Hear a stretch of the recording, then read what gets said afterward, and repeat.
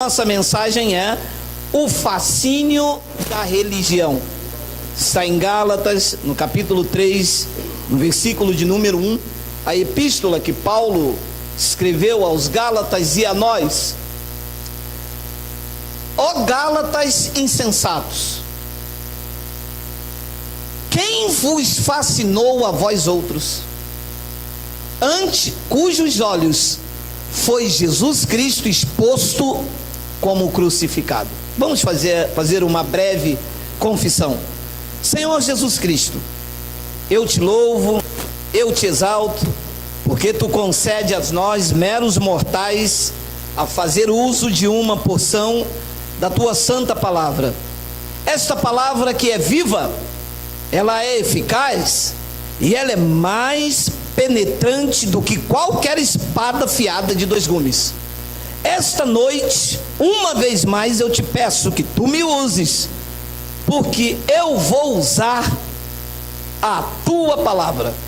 E todo o povo reunido, espalhado por vários lugares do mundo, diga amém. O que é um fascínio? Um fascínio é uma qualidade ou um poder de exercer forte atração, um deslumbre e um encanto. Isto é um fascínio. E os senhores sabem, que conhecem o Evangelho da Graça de Deus, que a igreja dos Gálatas foram chamados na graça. Eles não conheceram outra doutrina. Na saída de Paulo, alguns judeus convertidos tentaram judaizar a igreja, tentaram trazer circuncisão, trouxeram cerimônias, ordenanças, coisas essas que para os gentios não existem. Nós não temos ordenanças e nem mandamentos. Colossenses capítulo 2, versículo 13, diz que na cruz do Calvário, Jesus rasgou o escrito de dívida, e o que era contrário a nós, ele tirou do meio da igreja do novo pacto e cravou na cruz. Os gentios não vivem debaixo de ordenanças nenhuma. E Paulo chega, quando volta, olha a expressão que Paulo usa a essa igreja: Gálatas insensatos. Eu já disse aqui algumas vezes, para Deus, na ótica da graça de Deus, é pior você andar numa doutrina errada do que cometer uma obra da carne. Calma, vou explicar. Quando você comete uma obra da carne, não abala Deus, porque aquilo que o homem semear, isto mesmo ele colherá. Quando você anda numa doutrina errada, pregou Paulo aos Hebreus, diz que você está ultrajando o Espírito da graça, você está profanando o sangue da aliança. Então todas as vezes, e eu falo aos que conhecem o Evangelho da Graça de Deus, todas as vezes que um pastor diz assim: traz esse irmão aí que eu vou purificar ele na água, eu estou profanando o sangue de Jesus, dizendo que o sangue de Jesus não purificou aquela vida e que será eu, aplicando mergulho na água, que vou purificá-lo. Isto aqui é profanar o sangue de Jesus, é dizer que o sangue de Jesus não serviu para purificar você e que é a água da piscina que vai te lavar. E se eu porventura deslizar aqui e cometer uma obra da carne, Deus não quer isto, mas quando você comete uma obra da carne, você não afeta o trono, você afeta você mesmo e traz disciplina para a sua vida. Então, na ótica da graça de Deus, pior é você andar numa doutrina errada do que cometer uma obra da carne. E olha, a expressão de Paulo diz isto: esta igreja aqui era uma igreja espiritual, chamada para andar na graça. Paulo chamou eles de tolo. Ó insensato, Gálatas, vocês perderam a sensatez, vocês são insensatos. Se você ler a epístola de Paulo aos Coríntios, no capítulo 1, no versículo 4, Paulo diz: eu dou graças a Deus por vocês. E quem eram os coríntios? Uma igreja extremamente carnal. Então, na ótica da graça de Deus, você está andando, cometendo uma obra da carne, faz mal, mas você não toca o trono. Você está andando numa doutrina errada, você faz pior, porque você profana o sangue. Então Paulo vem a essa igreja e diz: Gálatas insensatos, quem vos fascinou a vós outros? Porque a vocês, e eu estou atualizando o software, a vocês Cristo foi apresentado como Jesus de Nazaré, como filho de Davi. Jesus foi apresentado como crucificado. Então a doutrina parte então para o Cristo que ressuscitou, porque ele não ficou na cruz, ele ressuscitou, e uma vez crucificado no passado, ele está vivo porque ele ressuscitou.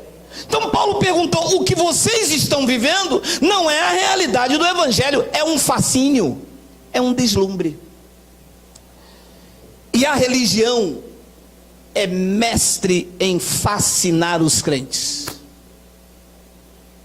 Eu conheço pessoas fascinadas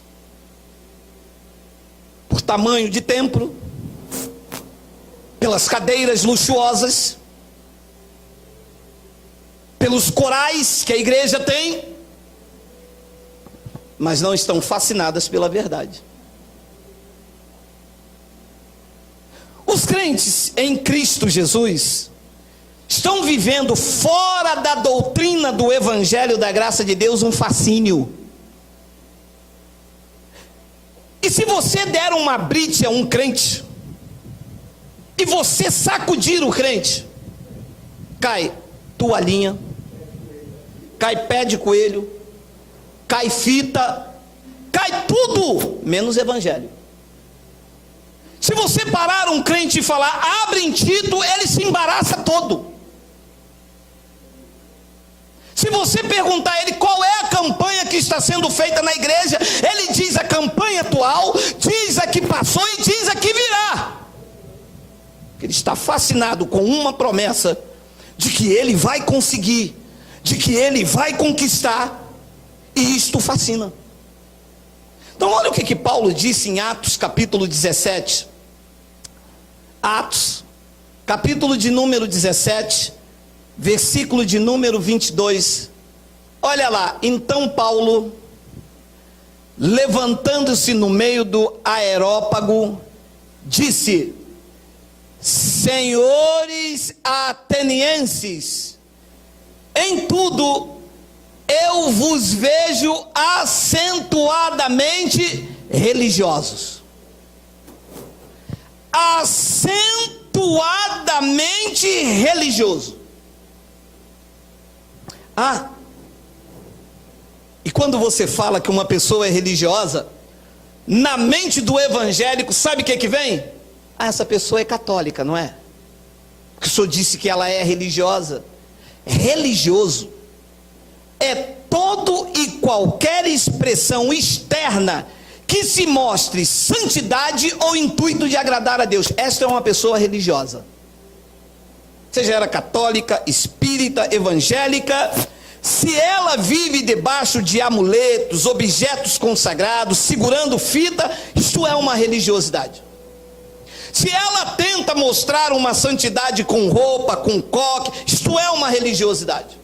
Se ela acha que ela é mais santa do que aquele irmão porque ela fica sem comer, isto é uma religiosidade.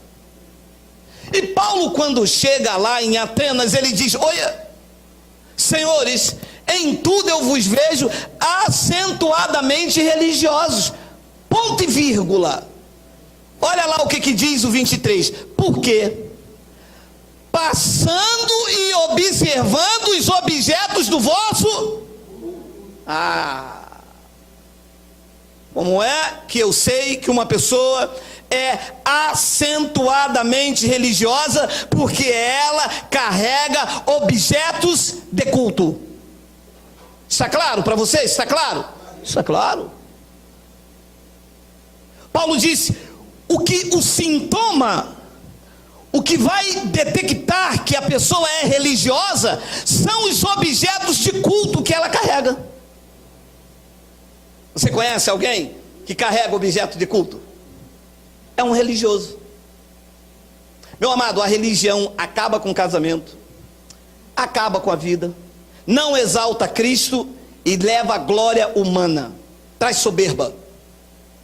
Eu conheço muitas pessoas que ficam 2, 3 dias lá no monte, quando chega dentro da igreja as pessoas dizem: ele que vai pregar hoje é o canela seca, é o fumanchu, é o coisa preta. Porque ficou 2, 3 dias lá no monte. Isso é religiosidade. As pessoas querem ser conhecidas diante de Deus e diante da comunidade pelo seu exterior. Desde o antigo pacto Deus disse: Deus não vê como vê o homem. O homem olha para a roupa, para os objetos de culto. Olha, meu amado, me desculpe a sinceridade, eu conhecia um irmão que ele dizia o seguinte: hoje eu não vou pregar bem, molhou o meu sapato. Ele tinha um cromo alemão, devia ser cromo alemão. Ele tinha um sapato preto e laranja, meu irmão, que ele achava que aquele sapato brilhoso de verniz é que dava unção a ele. Isso é religiosidade, irmão.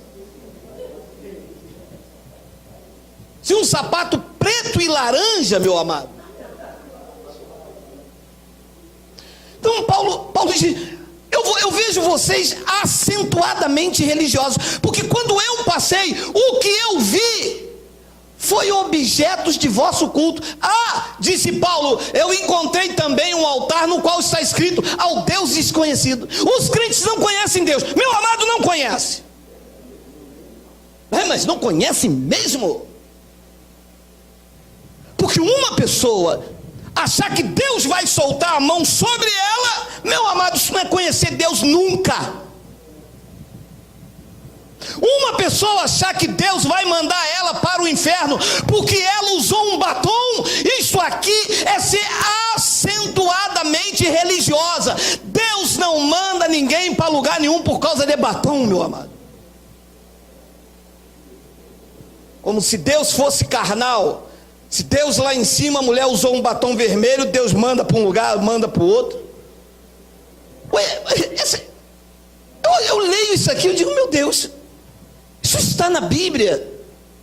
Olha o que eles fizeram com objetos de culto: amuletos, com fitas, garrafa d'água, copo de água depois da oração, segurando vela, a toalha, o tijolo da casa própria, essas coisas todas. E ainda escreveram lá: um altar no qual está escrito: ao Deus desconhecido. Meu amado, se metade dos evangelhos conhecessem Deus, esta seria uma nação maravilhosa. Vocês que estão aqui no salão, vocês leram a passagem que eu li de Isaías capítulo 14. A tradição diz que é Lúcifer, a tradição diz que é o querubim. Deus disse que era um homem, que era o rei da Babilônia. E depois se apresenta e diz assim: nós conhecemos a palavra. Não conhece. Conhece ameaça, conhece proibição, conhece medo, mas palavra não conhece. E eles escreveram um altar no qual está escrito: ao Deus desconhecido.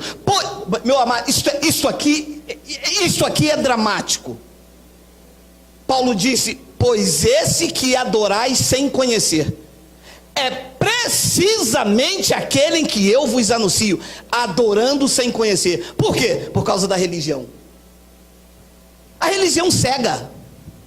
A religião não deixa ler. A religião me prendeu com um pandeiro há anos e não deixava eu abrir este livro.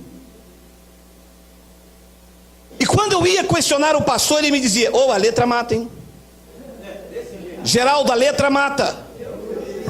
E eu ia lá, ele me mostrava na palavra. Aí eu lia, realmente, 2 Coríntios 3, a letra mata. E não descobri que a letra que matava era a lei de Moisés escrita na tábua de pedra, porque ele não me mostrava. Eu adorava sem conhecer. Eu era um religioso. Meu amado, quando o evangelho iluminou a minha mente, tudo mudou. Eu deixei de ser um religioso. Eu aprendi o que diz o versículo 27. Coloca para mim por causa do horário, Miguel. Olha o que diz. É o versículo 24. Versículo 24. Vamos? Aí 17, 24, não tem? Tem? Olha aí, olha. Por favor. Preste atenção nessa palavra aqui, meu irmão. Olha lá. O Deus que fez o mundo não é o Deus que o homem fez. Porque eles aí mostram um Deus mau, que solta a mão, que castiga, que pune. Diz que o Deus que fez o mundo, que é o Deus que precisamente nós pregamos, e tudo que nele existe, sendo ele Senhor dos céus e da terra. Leia. Não habita em santuários feitos por mãos humanas. Habita ou não habita? Diga, não habita. Então se gastam fortunas construindo catedrais no Anhembi, no Brás, em Belém. Fazem uma catedral como fizeram agora em Bogotá. Gastaram centenas e centenas de dinheiro e Deus não habita. E o que o religioso diz? Lá é a casa de Deus. Eu vou lá na casa de papai. Porque adoram sem conhecer.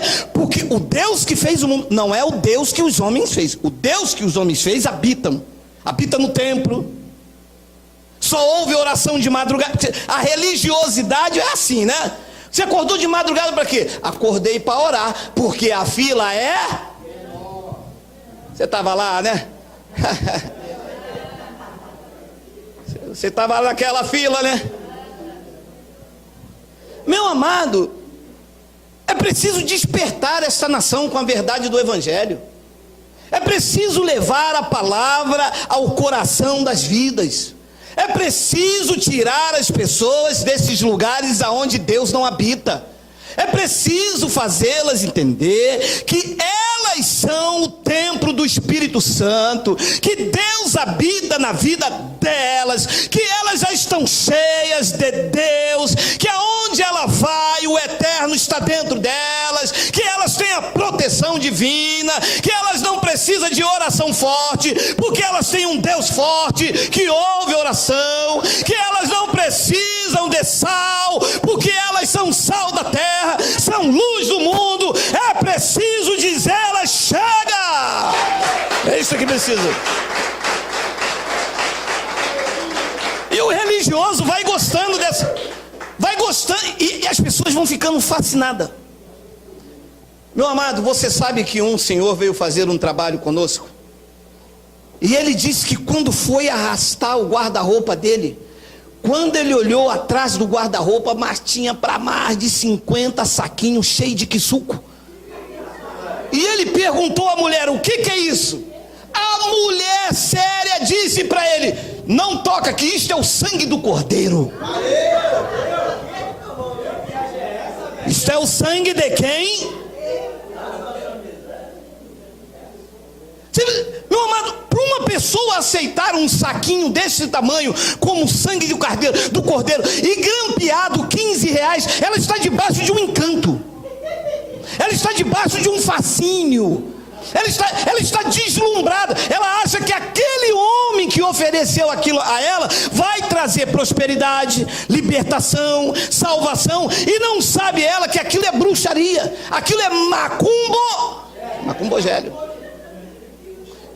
Miguel, digita aí para mim Isaías 29, por favor. Isaías. Olha só. Estatelai-vos e ficai estatelados. cegai-vos e permaneceis cegos, bêbados estão, mas não de vinho, andam cambaleando, mas não é de bebida forte. É de quê? De um encanto, de uma magia que se oferece ao crente. É assim que está. Você para um religioso e dá uma brite na Bíblia dele, meu irmão. Deus usou o profeta e disse: estatelai-vos e ficai estatelados, cegai-vos e permaneceis cegos, porque bêbados estão, mas não é de vinho. As pessoas estão dentro da igreja como que embriagada. Ninguém lê, ninguém questiona, e vão comendo o que se dá a eles. No antigo pacto diz que um deles lá gritou e disse: homem de Deus, tem morte na panela. Hoje ninguém grita nada. Vão sofrendo debaixo da religião, vão dando o que tem, o que não tem, sem questionar. Depois o profeta diz no versículo de número 10, olha lá: porque o Senhor, porque quem não é diabo, não é o inimigo, como diz a religião, diz que o Senhor derramou sobre vós o espírito de profundo sono e fechou os vossos olhos. Quem são os olhos do crente? Deus. Quem é? São os profetas. O povo anda com os olhos dos homens. Deus disse: eu vou derramar um espírito profundo em vocês, eu vou embriagar vocês e vou fechar o olho de vocês, porque vocês gostam de andar com os olhos dos outros. Eu vou vedar também a vossa cabeça. A cabeça dos crentes eram quem? Eram os videntes. Não pensam por si mesmo, não despertam e dizem: espera aí, gente, se é por graça, se é pelo favor imerecido, como que eu tenho que pagar por algo? Já parou para pensar nisso? Nós não estamos na graça. E graça quer dizer o quê? Se é pelo favor imerecido, como que eu vou pagar dízimo? Então já não é graça, é por mérito. Então eu estou pagando algo e Deus vai ter que me dar. É isso aqui que o povo não consegue despertar, porque está debaixo de um encantamento, está debaixo de um deslumbre. Deus disse: eu derramei sobre vós o espírito de um profundo sono e eu fechei os vossos olhos. Os olhos de vocês são os profetas. E aí, como é que vai ser? Não sei, mas foi o pastor que disse, né? Eu tenho certeza que esse é o mês da minha vitória. Meu amado, nós não podemos andar com os olhos dos homens, nós não podemos andar com a cabeça dos homens. Nós temos que ter os olhos espirituais despertados e a mente de Cristo ativada para receber somente o que Deus diz na sua palavra. Não está escrito, não faço. Sábado que vem, culto de consagração. Mostra. Não tem aqui na Bíblia, diz os profetas. Não tem aqui na Bíblia, mas Deus me revelou. Opa, se Ele revelou você, vai me revelar a mim também, porque eu sou filho dele igual a você. Ele te comprou com o mesmo sangue que me comprou, me adotou igual te comprou. Estamos registrados no mesmo cartório celestial. Que Deus é esse que fala com você e não fala comigo? Explique-me. Deve ser. Mas as pessoas estão embriagadas, vão aceitando isto. E nós não aceitamos, porque, meu amado, nós não temos objeto de culto. O objeto de nosso culto é a mente. Olha o que Paulo diz em Romanos capítulo 12, olha aí, Romanos capítulo 12. Rogo-vos, pois, irmãos, pela misericórdia de Deus, que apresenteis o vosso corpo por sacrifício vivo, santo e agradável a Deus, que é o vosso culto racional. Nosso objeto de culto é o nosso entendimento, meu amado. Aqui ninguém vai manipular ninguém, aqui pode mandar saltar que ninguém salta.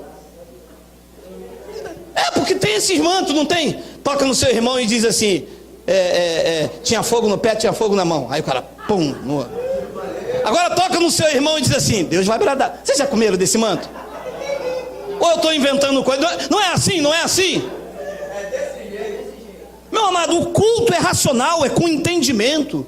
É o que a palavra diz, nós falamos amém. Ainda que o nosso entendimento não consiga absorver por causa da grandeza da revelação, mas é o que está escrito no Evangelho, e não o que o homem quer impor como regra. Senão vira religiosidade, senão vira sistema para manipular. Isso está cheio aí fora. Rogo-vos, pois, irmãos, pela misericórdia de Deus, que apresenteis o vosso corpo por sacrifício vivo, santo e agradável a Deus, que é o vosso culto racional. 2, e não vos conformeis com este século. Preste atenção, mas transformai-vos. Não é para transformar o século, é para transformar você pela renovação da sua mente. E cadê mente renovada? Domingo que vem, o devorador vai na sua casa. No outro domingo, o devorador vai na sua casa também. E no outro domingo, o devorador vai na sua casa também e leva mais 7. E no outro domingo, o devorador vai na sua casa e leva mais 7 também. Isso não é mente renovada? Mente renovada aprendeu hoje, não aprendeu? Aprendeu que não é querubim coisa nenhuma, aprendeu que não é Satanás coisa nenhuma, é o rei da Babilônia, é um homem, aprendeu? Renovação da mente, vou viver isso. Aprendeu que não é para ser religioso carregar objeto de culto, nem amuleto, nem sabonete, nem fita, nem água depois da oração, que isso é heresia, é antibíblico. Está aprendendo? Está. Isso é para renovar a tua mente. E essa renovação da mente, o que tem que governar a tua vida é o Espírito Santo que exalta Cristo, te mostrando as verdades do Evangelho, e não de uma igreja, e não de um dogma, e não de uma tradição, e não de uma convenção. É para mostrar a verdade do Evangelho. Transformai-vos, igreja. Mas a igreja não quer transformação, a igreja quer metamorfose. Andava de bermuda, entrou na igreja, eu agora passei para crente. Isso é metamorfose, transformação externa. Isso é religiosidade. Pode nunca mais usar calça comprida, mas se a mente não tiver renovada, não adianta de nada. Porque evangelho não é uso e costume, evangelho é vida transformada, é temor do Espírito Santo, é vida de santidade, é comunhão com o Espírito Santo e com a sua palavra. Recebe aí, diga: ah, papai. Não adianta mudar o exterior, não adianta. Olha, e não vos conformeis com este século, mas transformai-vos pela renovação da vossa mente. Para quê? Para bater pandeiro, para buscar Deus lá no monte, para gritar: queima ele. Para quê? Para que você experimenteis qual seja a boa, a agradável e perfeita vontade de Deus, com a mente renovada. E se não renova a mente, Deus vai soltar a mão sobre mim. E eu acho que eu estou em pecado. Cara, eu devo... Isso aqui, eles falam sempre isso. Cara, eu devo estar fazendo alguma coisa errada, cara. Eu devo estar em pecado, eu devo estar roubando a Deus. E o pastor falou lá que tem alguém roubando a Deus. Está vendo como aqui Deus fala? É eu que não estou dando dízimo. Meu amado, renove a tua mente. Ser livre desses ataques, dessas condenações. Você é filho de Deus, você é um herdeiro, você foi comprado por Cristo. Você consegue entender que você foi comprado por Cristo? Você consegue entender que você é propriedade exclusiva de Deus? E como propriedade exclusiva de Deus, você não pode roubar nada dele, porque você pertence a ele, meu amado. Desperta, renova a tua mente, sai dessa religiosidade, desse medo, desse paganismo. Não, eu estou fazendo alguma coisa que não agrada a Deus. Por quê? Porque furou o pneu do meu carro. Bota um de ferro, bota o pneu igual do trem, não fura. Meu amado, se é pneu, é borracha, uma hora vai furar. Mas o cara quer andar numa cidade cheia dessa de caco de vidro, de pau, de tudo, não quer que o pneu fura, porque se furar, a mente acusa e diz assim, tá vendo? Evangelho da graça, coisa nenhuma, homem. Evangelho da graça, eu vou dar, é o meu dízimo todinho, isso é o diabo puro no pneu.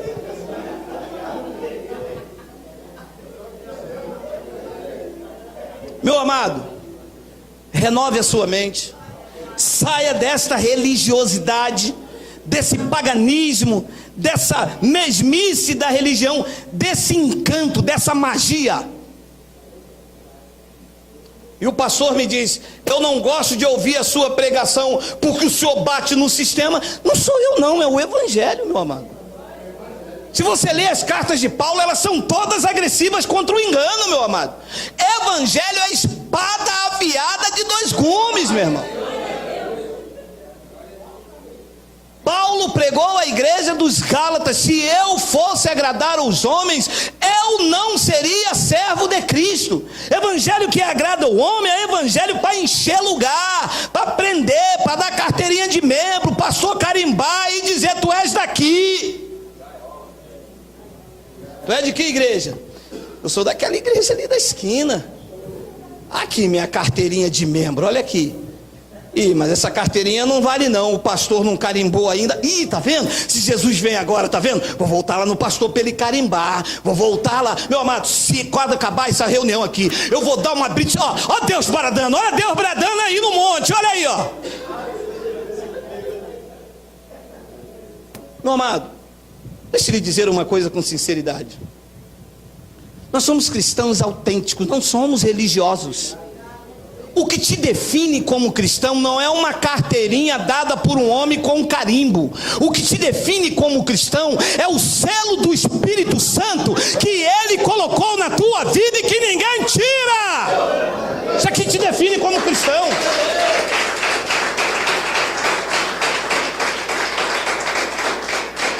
É, pastor, eu sei, até aí tudo bem, até aí eu entendi, até aí eu estou renovando a minha mente e eu estou saindo desse fascínio, mas para vir para cá eu preciso de uma carta de recomendação. Estragou tudo. Carta de quê, meu irmão? Você é a carta escrita pelo Deus vivente, não em tábua de pedra, mas escrita pelo Espírito Santo no teu coração. Tu és a carta de Deus, é o evangelho vivo, é o testemunho que Cristo está vivo em você, meu amado. Quer me fazer dar um troço aqui, cara? Isso é religiosidade, meu irmão.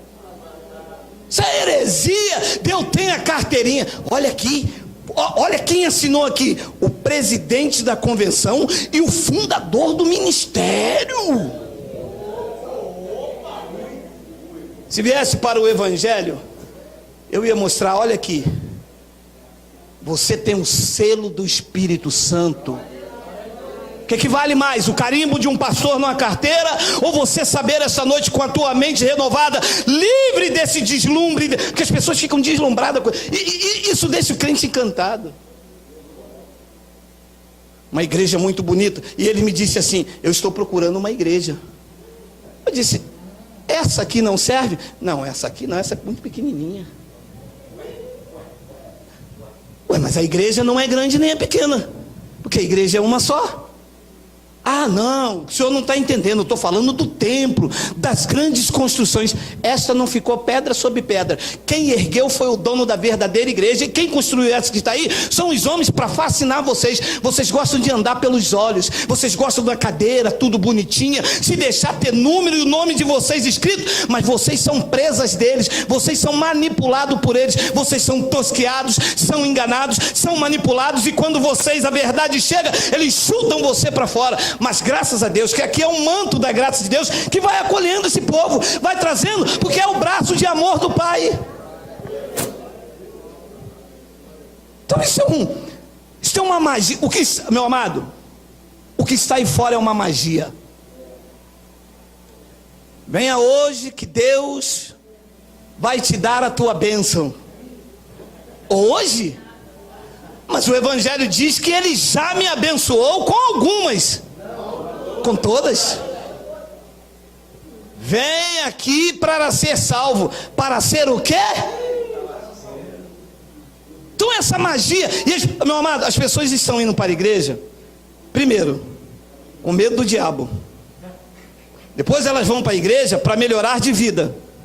É como se Jesus Cristo fosse o gênio da lâmpada. Já viu o gênio da lâmpada? Esfrega, esfrega, esfrega, esfrega. Pum, faz 3 pedidos. Meu apartamento, minha casa própria e meu carro.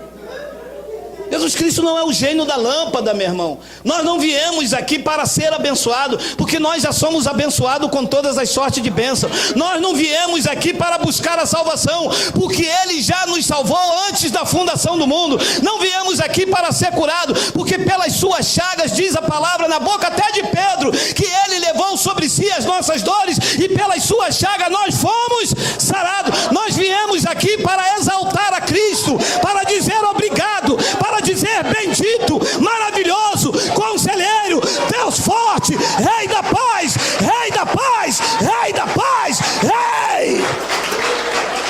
Eu vim aqui buscar alguma coisa, se tudo que Ele me deu é de graça, meu amado. Poxa, pastor, eu vim aqui buscar a minha benção. Veio para o lugar errado. Ah, pastor, eu vim aqui para o senhor me fazer uma oração para tirar Satanás de mim. Veio no lugar errado. Pastor, eu vim aqui que no final do culto o senhor vai botar a mão em mim. Deus me livre. Eu botar a mão em você?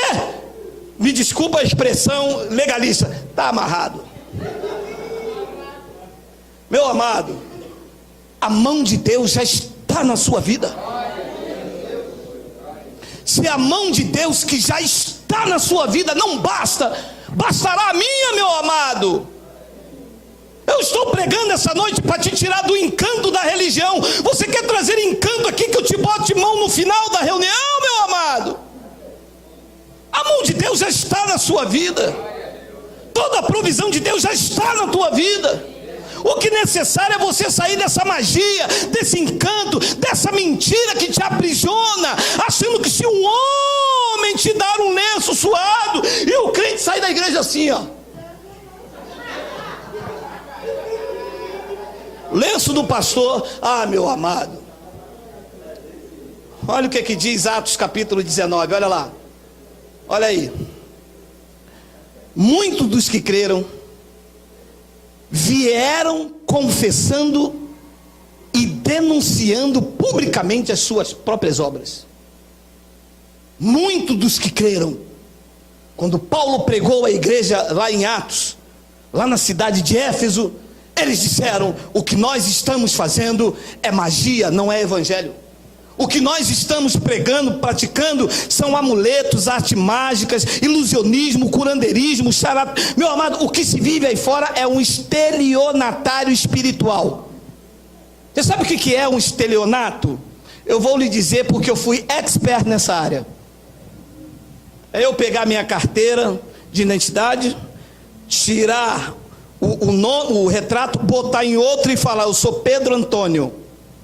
E fazer compras com aquele nome, oferecer um documento que não condiz com a pessoa. É o que se fazem com Jesus. Usam a terminologia toda, a junção de nome, mas o caráter de quem oferece por trás daquele nome não condiz com quem mandou escrever o Evangelho da Graça. Deus aniquilou o pecado na pessoa de Jesus. Oferece um Jesus Cristo mau, carrasco.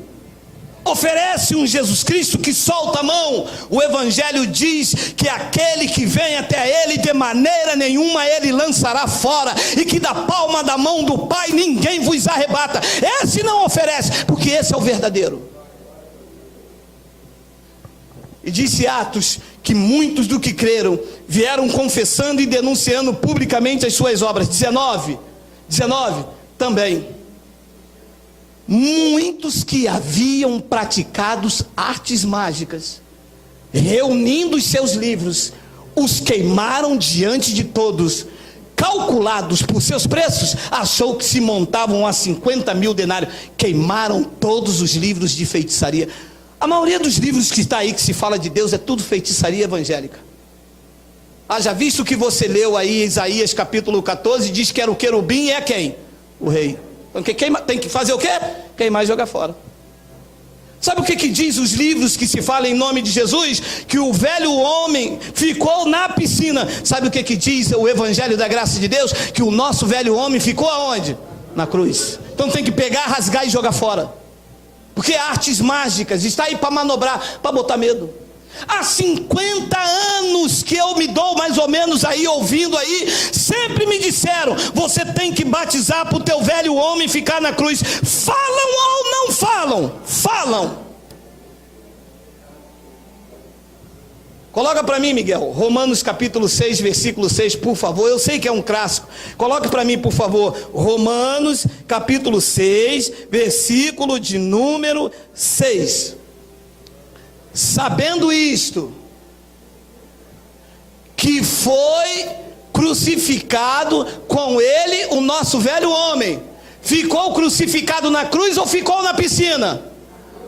Então manda rasgar esses livros que ensinaram isso.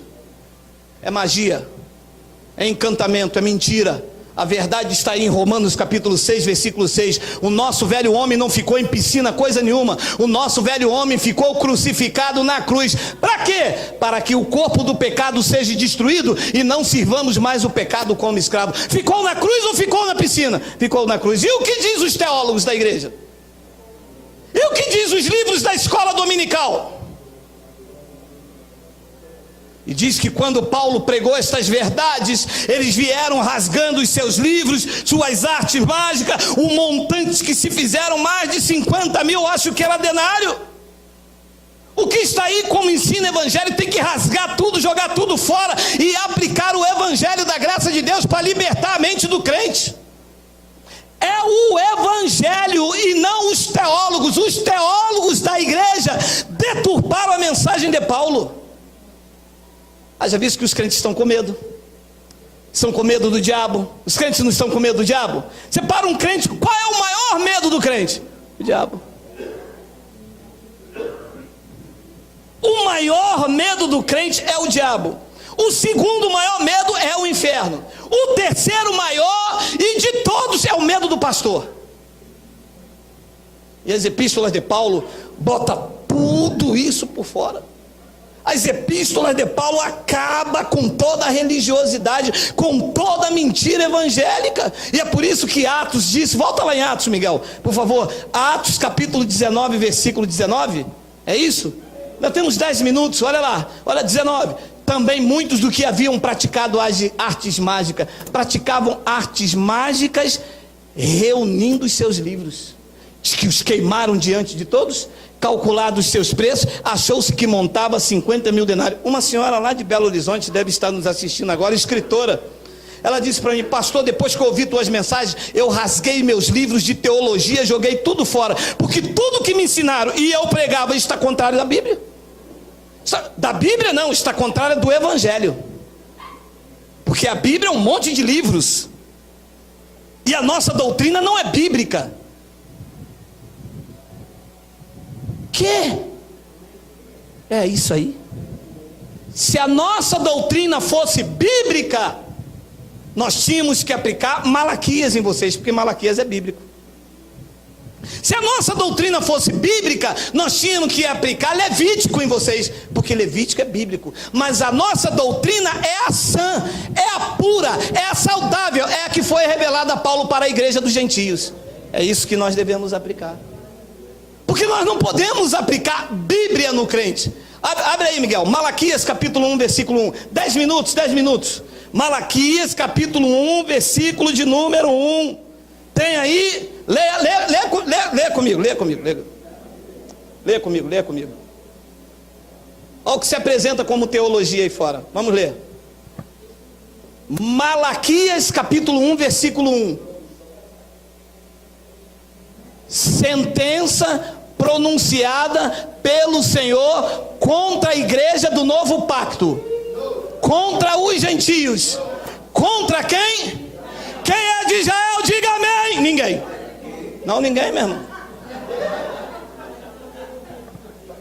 Não, porque eu já falo logo. Malaquias é o livro da lei, que está na Bíblia, mas é para os de Israel. E nós somos gentios. Então o que é que tem que fazer com a teologia mostrada, aplicando Malaquias em cima do crente? Rasgar, jogar fora. E trouxe essa magia para todo mundo. As pessoas, meu amado, a magia, o fascínio, o encanto é tão grande que o crente vive até hoje com medo do gafanhoto, pensando que é mas é um gafanhoto, porque estão debaixo de uma magia, de um fascínio, de um deslumbre, e só a pregação do evangelho é capaz de fazê-los rasgar isso. Nós somos gentios, nós não somos de Israel. Nós temos a sã doutrina, o evangelho revelado a Paulo no terceiro céus, a única palavra com potencial para tirar toda esta manobra que estão dentro das igrejas. É a única. O resto está recheado de paganismo, de tudo o que é para os judeus, mas nós vivemos o evangelho da graça. Olha o que diz Romanos capítulo 15, já estou terminando, versículo 12, olha lá. Também Isaías diz: haverá raiz de Jessé, aquele que se levanta para governar os judeus.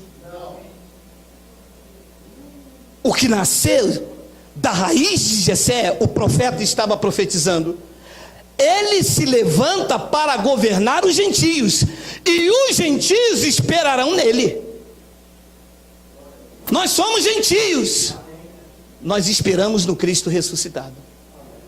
Não é em amuleto, não é em pedaço de pau, não é em pedaço de fita, não é água depois da oração, não é a rosa de Saron, não é uma porta onde as pessoas têm que passar, não é punhado de sal, não é corredor de fogo, não é um anjo que veio do céu. A profecia de Isaías dizia que haverá da raiz de Jessé aquele que se levanta para governar os gentios. Os gentios têm um governador, e o seu nome é Jesus Cristo, Rei de reis e Senhor dos senhores, e mais ninguém.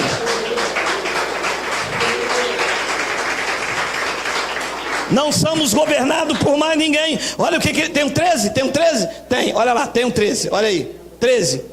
E o Deus da esperança, não é o Deus de guerra, não é o Deus da batalha, não é o Deus do desespero, não é o Deus que vai abandonar, não é o Deus da macumba, é o Deus da esperança, vos enche de todo gozo e paz no vosso crer, para que sejais ricos de esperança no poder do Espírito Santo. O Deus da esperança. Nós temos que sair da magia evangélica, temos que sair da acusação, do medo, do pânico. Você entra numa reunião como esta, o que você ouve falar de diabo, o que você ouve falar de desgraça, de que a cuca vai pegar, do que o boi da cara preta, do que o curupira, mas você ouve tanta ameaça que você sai com mais medo do que você entrou. Não há esperança, esperança só há no evangelho. Romanos capítulo de número 8. Pois todos os que são guiados pelo bispo, pelo pastor, pelo apóstolo. O apóstolo pode. Não, apóstolo está na moda. Apóstolo está na moda. Todos os que são guiados pelo apóstolo, não. Pois todos os que são guiados pelo Espírito de Deus são filhos de Deus. 15. Porque não recebeste o espírito de escravidão para viverdes outra vez atemorizado, mas vocês receberam o espírito de adoção, baseado no qual vocês clamam: terra. Jeová Shalom, creme, craque, samambaia. O espírito de adoção que vocês receberam clama: Abba, Pai. Aí um senhor ouviu a nossa pregação e falou: o que quer dizer Abba, Pai? É línguas estranhas? Falei, meu amado, há quanto tempo você está na igreja? 30 anos só. Você nunca leu Romanos, nunca leu Gálatas, porque são expressões do Evangelho, da graça de Deus. Diz que nós não recebemos um espírito de escravidão que fascina, que deixa com medo. E aí, meu irmão? Pô, tomara que Jesus venha logo, né, cara? Tá ruim pra caramba, sabe como é que é? Eu vou perder minha salvação. Ih, meu irmão, você sabe que eu nem falo mais nada. Você sabe quando um crente diz para mim assim: cara, eu tenho que me converter a cada dia, porque senão eu vou perder a minha salvação. Eu já sabe o que você fala com ele? Meu irmão, o Neymar vai jogar o Tite, porque é melhor falar de futebol do que falar de evangelho. Salvação não se perde, meu irmão. No antigo pacto, Deus disse o seguinte: pode uma mulher porventura esquecer do filho do seu ventre? Responderam lá, talvez não. Deus disse: ainda que ela se esqueça, eu todavia não me esquecerei de vocês. Vocês estão gravados na palma da minha mão. Depois Jesus Cristo veio, nos dias de sua carne, e disse o seguinte: aquele que me deu vocês é maior do que tudo, e da palma da mão do Pai ninguém vos arrebata. Ninguém quer dizer quem? Ninguém. Depois Paulo vem em Romanos no capítulo 8, recebe a revelação do terceiro céu e diz: sabe o que? Nem morte, nem vida, nem altura, nem os anjos, nem o principado, nem as coisas do presente, nem as coisas do porvir, nem nenhuma outra criatura poderá nos separar do amor de Deus que está em Cristo Jesus, o nosso Senhor. Quem pode nos separar de Deus? Ninguém. O que a religião diz? Você tem que se converter a cada dia, porque senão você vai perder a tua salvação, vão tomar a tua coroa. Pois eu não recebi um espírito de escravidão para mim viver outra vez atemorizado. Diz que eu recebi o espírito de adoção, baseado no qual clamamos: Abba, Pai. 16. O próprio Espírito testifica com o nosso espírito que somos escravos, servos de Deus. Servos de Deus. Nós somos o quê? Filhos de Deus. 17. Ora, se somos filhos, somos desgraçados, pó da terra, miseráveis, somos misinfi.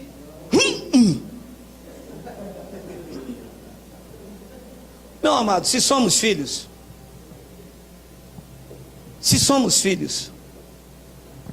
somos herdeiros.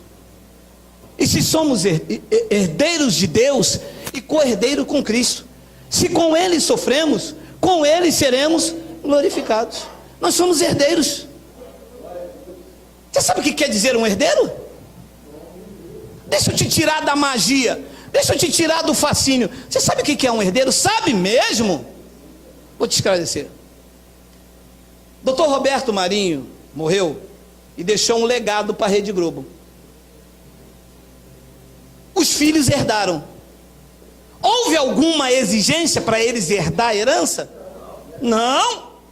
O pai deixou um legado. Qual é a exigência feita para que eu fosse herdeiro de Cristo? Nenhuma. Ele me escolheu. E a escolha foi feita por meio de adoção, porque como gentio na carne, ele me adotou. Quem tinha direito à herança eram os de Israel. Ele me adotou, ele escolheu. Quando eu tenho um filho, eu não tenho direito de escolha. O filho nasceu, eu tenho que assumir. Mas ele me escolheu, ele viu o meu defeito. Ele sabia o quanto eu ia errar, mas mesmo assim ele me quis como herdeiro. Não impôs nada. Mas lá na minha igreja o pastor disse que eu tenho que fazer isto, fazer aquilo. Claro, você vive debaixo de um fascínio, você vive embaixo de regras, tem condição para você ir a Deus. Diz que eu sou o herdeiro. Ele me escolheu, ele quis, eu não pedi nada. E você consegue entender isto? Não foi você que nasceu e falou assim: eu quero ser de Jesus, eu acho que eu vou ser. Não foi, foi ele. E eu termino, não está aí, Miguel, em 1 de Paulo a Timóteo, no capítulo de número 1, versículo 8 e 9. Vamos ler? Vamos ler? Vê se você entende isso aí. Portanto, não te envergonhes do testemunho de nosso Senhor, nem de mim, que sou prisioneiro seu. Antes, participa das aflições do Evangelho segundo o poder de Deus. 9, aqui, achou, que nos salvou e nos chamou com santa vocação, não segundo as nossas obras, mas conforme a sua própria e determinação e graça que nos foi dada em Cristo Jesus quando eu entrei na igreja. Quando é que ele te salvou? Você poderia dizer eu quero ser salvo ou eu não quero, ou foi por a sua própria determinação e graça? E a religião ensina isso? A religião impõe condições, porque se você fizer tudo direitinho, Jesus te salva. Se você dá o dízimo, se você se batizar, se você não errar, se você não perder a campanha, aí você, quem sabe, se o diabo não tomar a tua coroa, quem sabe você vai ser salvo. O Evangelho diz, não é assim. Isto é religião, isto é fascínio, isto é engano, isto é manobra. Eu salvei vocês, não foi pelas obras de vocês. Eu salvei vocês conforme a minha própria determinação e graça, que foi dada em Jesus Cristo antes dos tempos eternos. Quem recebe? E isso te fez um herdeiro. E o que te foi imposto? Nada. Porque antes dos tempos eternos, nem você sabia que você seria preto ou branco, mas ele, pelo seu poder, viu tudo em você e disse, eu quero você. Talvez alguém lá podia dizer, mas ele vai comer 3 pratos de mocotó aos sábados. Não me interessa, eu quero assim. Mas aquele lá, olha lá, aquele que vai pregar, olha o nariz dele de batata. Eu quero assim. Mas aquele é baixinho, come pra caramba. Ele deve ter dito, eu quero assim. Fora disso é religião. A religião quer que você seja direitinho, não falte um culto, seja direitinho, seja tudo certinho, faça tudo bonitinho. Você já leu isso em algum lugar da tua vida? Fala a verdade, que nos salvará, que nos salvou, está salvo, não tem como dessalvar, que nos salvou, e nos chamou com uma santa vocação, não segundo as nossas obras. Meu batismo, meu jejum, minha campanha, ele me salvou, não foi segundo as nossas obras, mas foi conforme, glórias a Deus. Olha, estamos passando 5 minutos, sabe o que um pastor lá de Pernambuco disse para mim? Pastor Haroldo, ele deve estar assistindo. Ele disse assim, eu odeio o senhor. Porque o senhor não é homem, o senhor é um cabra da peste. Eu mostrei até minha esposa. O senhor não tem vergonha, porque o senhor fica mostrando essas coisas para os crentes. Ué, meu amado, isso é a coisa mais linda que existe no Evangelho, é esta passagem aqui. Não dependeu de mim, não dependeu do meu esforço, eu não fiz nada por merecer, e ele me disse, eu te salvo antes dos tempos eternos. Eu quero você, porque eu te amo, com os teus defeitos, com as tuas falhas, e enquanto você viver, eu faço a manutenção, porque tu és propriedade exclusiva minha.